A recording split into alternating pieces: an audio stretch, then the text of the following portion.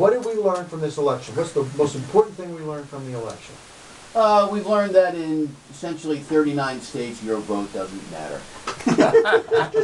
Well, true. Should we get away from the Electoral College and go to a national popular vote? You know we should do that. I just had this crazy idea of mine that we should just count the votes.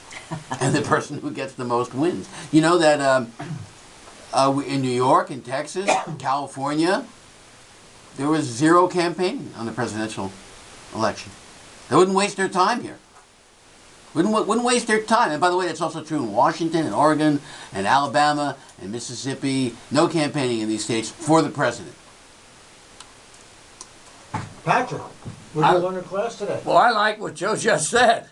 You know, no campaigning, they know you're in the bank, and that's cool. But I had a thing here. The elections got me. First of all, I want to thank John Lennon for nobody told me there'd be days like this. And that was on just before the round table here. Anyway, the election's over and it's time to flush the blather.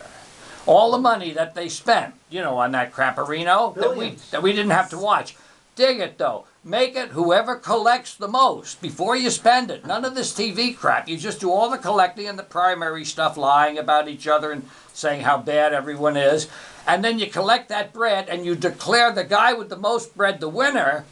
You take all the money and you give it to places like Ron Van Wormer Works, where people that need food get it. And you distribute it among the populace, and this guy with the most money wins anyway, because most of the time they do. Next, let me tell you something about that whining, sniveling punk, Karl Rove. I love it when they have to snivel. He must have sniveled like that when they took his lunch money.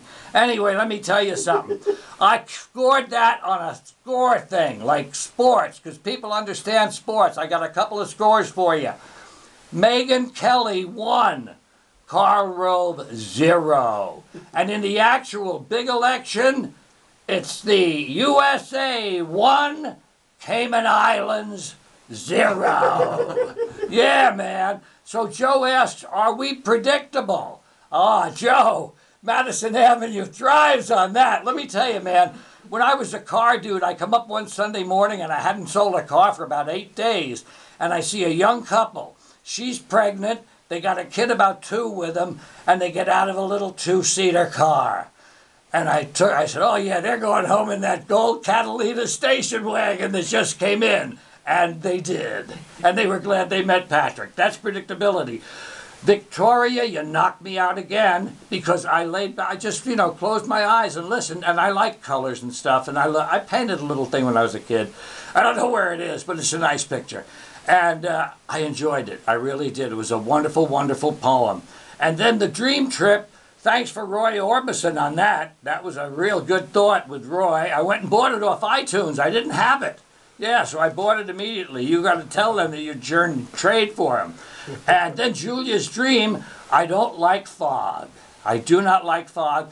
So I get out of that. I wake up when that kind of stuff happens. I really do. But I wrote radar down. Radar would have been a good... And attention is prayer. Attention is prayer. You bet it is, if there's such a thing as prayer, and if anything has any meaning, yeah. But attention is also good for your health. Pay attention as you go along, and you'll learn a whole lot of stuff that they don't teach in school, not even in college. Ah, they're playing my song. Gus's tune was so dreamy. That knocked me out, man. And as we twin loss, I can't say anything except that lady had a wonderful, beautiful story to tell. Yeah. Thank you, Patrick Carlin. Joe Raiola, we're going to miss you next week. We'll get you in the week after for the holidays. And the John Lennon concert, the website is? LennonTribute.org. Okay, Victoria Sullivan, great poem. Thank you. You'll join us next month. Sure, I for will. little holiday Oh, festivities. Owen, thanks for pushing the right buttons. You got it, boss. Thanks to Mary Rockefeller Morgan. Her book is Beginning with the End, a memoir of twin loss and healing. Tim Sweeney, his place is Stonebridge Wine and Spirits in the Stonebridge Town Plaza, Stone Ridge.